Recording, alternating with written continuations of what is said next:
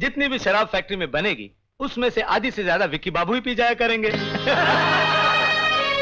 हाँ, पी जाऊंगा।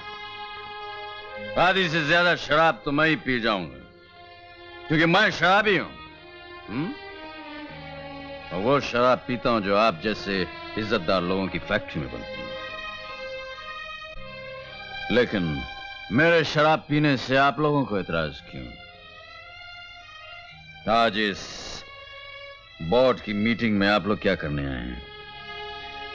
शराब की नई फैक्ट्री लगवाने आए ना, जहां लाखों शराब की बोतलें बनेंगी, हजारों शराबी और पैदा होंगे।